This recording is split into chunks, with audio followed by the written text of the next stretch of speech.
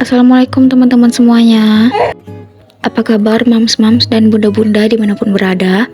Semoga selalu dalam keadaan sehat dan dimudahkan rezekinya ya, amin. Kembali lagi bersama aku Daily Vlog Rosi Monica. Sebelum itu aku ucapkan juga terima kasih buat teman-teman semuanya yang sudah menonton video aku. Semoga kebaikan teman-teman semuanya bernilai pahala di sisi Allah, amin. Oke, ini untuk mengawali kegiatan aku, yaitu dengan menjemur pakaiannya teman-teman. Seperti biasa, aku itu udah bangun dari subuh dan juga anak aku ya teman-teman. Terus aku bukain jendelanya juga. Terus bagian ini yang aku videoin gitu ya.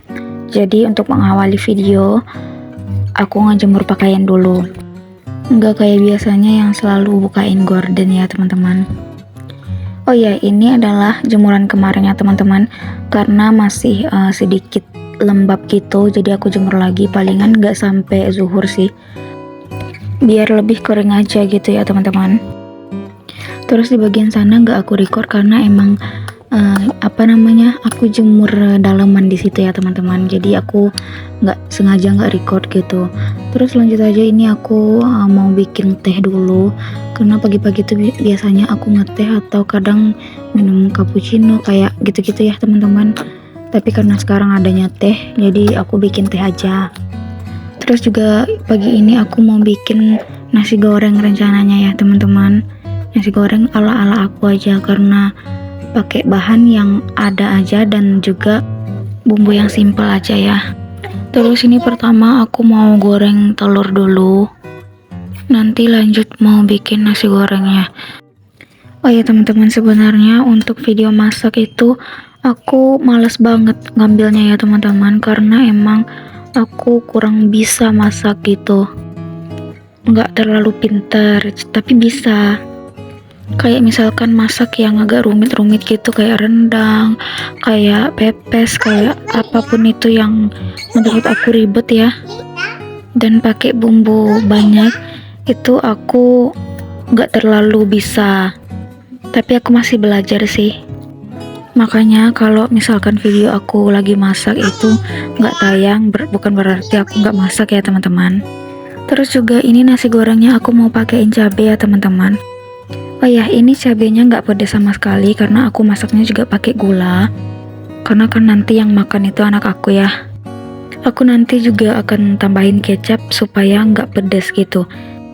Terus anak aku juga udah aku ajarin kayak makan cabai gitu sedikit-sedikit ya teman-teman. Setiap kali aku makan, aku cobain sedikit sama dia, biar dia tuh nanti kalau udah bisa makan cabai atau kalau udah besar nggak terlalu kaget ya perutnya itu. Karena kan ada sebagian anak-anak yang misalkan dicobain menu baru, perutnya itu kayak kaget gitu dan dia diare gitu ya teman-teman. Nah makanya aku perkenalkan beberapa makanan-makanan ke anak aku, maksudnya apa yang aku makan, terus aku kasihin juga ke dia sedikit ya, biar dia coba rasanya kayak gimana, biar dia tahu gitu ya teman-teman. Oh ya teman-teman, ini untuk nasi gorengnya seperti yang aku katakan dari awal ya, ini bahannya itu seadanya aja gitu, nggak pakai daun bawang, nggak pakai yang macam-macam lah, pokoknya yang ada aja, cuman pakai kecap, terus aku kasih garam sama Royco sedikit juga. Biasanya juga aku pakai kecap asin sama saus tiram gitu ya. Tapi sekarang karena lagi nggak ada, belum beli, ya udah aku pakai yang ada aja. Terus untuk rasanya itu lumayan enak ya teman-teman. Tapi kalau misalkan ada Pak Suami, aku usahain pakai bahan-bahan yang lengkap gitu. Terus lanjut aja, ini aku mau nyuapin anak aku makan, tapi dia kayak lari-larian gitu ya teman-teman. Jadinya aku pangku kayak gini aja, biar dia tuh mau makan dan gak lari kemana-mana. Oh iya, aku tuh agak kaget ya teman-teman kalau ngeliat video yang aku bikin ini. Aku di video itu tuh kayak lebih kurus gitu ya teman-teman. Gak tahu kenapa, apa karena efek kamera juga nggak tahu ya. Tapi aku seneng aja ngelihatnya gitu. Oh ya, itu colokannya itu udah rusak ya teman-teman, karena kemarin tuh pas aku pindahin kan ditambahin colokan lagi yang baru ya, maksudnya pas pindahin meja. Terus waktu itu sore aku masak nasi di situ, terus nasinya masih dicolok. Terus malamnya aku ngecas HP di colokan yang sama dengan magicomnya itu masih kecolok ya teman-teman. Dan pas aku selesai sholat maghrib, aku kaget ada kayak bau gosong gitu. Aku lihat ke belakang, ternyata emang stop kontaknya itu yang warna merah itu udah meleleh gitu teman-teman. Untung aja nggak kebakar ya. Aku takut banget karena kan ini rumah kayu. Kalau ada api sedikit aja pasti itu mudah banget menyebar ya teman-teman. Tapi alhamdulillahnya aku cepat tahu ya. Aku kira itu bau gosong dari rumah sebelah yang lagi masak atau apa gitu ya. Tapi pas aku lihat ke belakang ternyata malah stok kontak yang itu udah hangus. Untung aja ya teman-teman, aku tuh cepat tahu. Jadi langsung aku cabut aja dan pindahin ke belakang gitu biar nggak mengganggu juga di meja itu.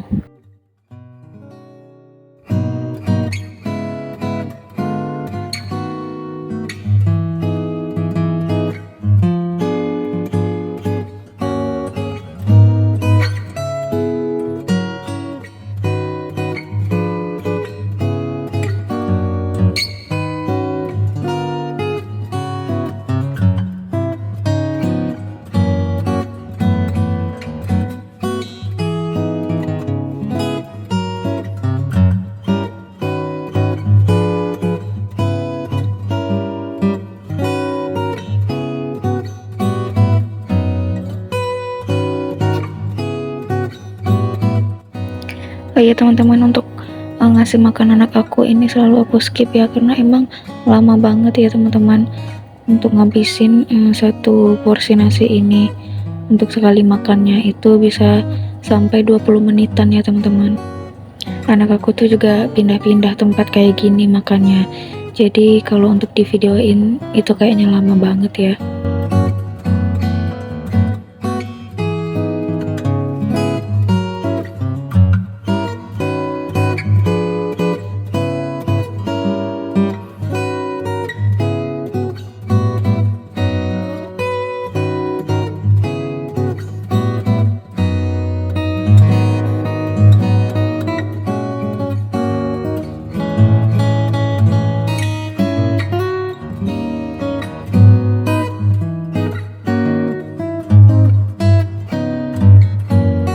Nah lanjut aja seperti biasa, setelah masak itu pasti ada tumpukan cucian piring ya teman-teman.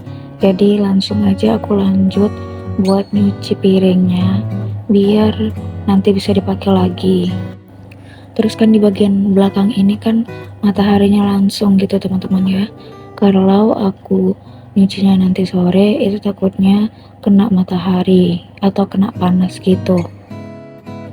Oh ya, buat teman-teman atau bunda-bunda semuanya yang ada pekerjaan rumah tangga itu sesegera mungkin diselesaikan ya teman-teman. Kalau bisa jangan ditunda-tunda.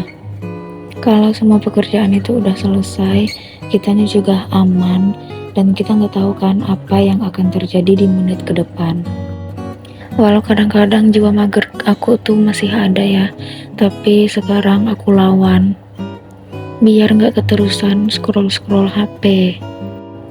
Oh ya, buat teman-teman semuanya, sedikit tips dari aku buat teman-teman yang tinggal di kontrakan atau di rumah sendirian atau cuman berdua sama anak ya. Penting banget sediain sendal cowok dewasa di depan rumah, biar dikira teman-teman itu nggak sendirian di rumah. Kita nggak tahu niat hati seseorang itu seperti apa. Dan aku juga nggak nyuruh teman-teman buat curiga juga, tapi untuk lebih keamanan diri sendiri gitu ya. Terus kalau ada rokok yang udah sisa gitu ya teman-teman, dibuang sama suami atau laki-laki yang merokok di depan rumah, itu jangan disapu.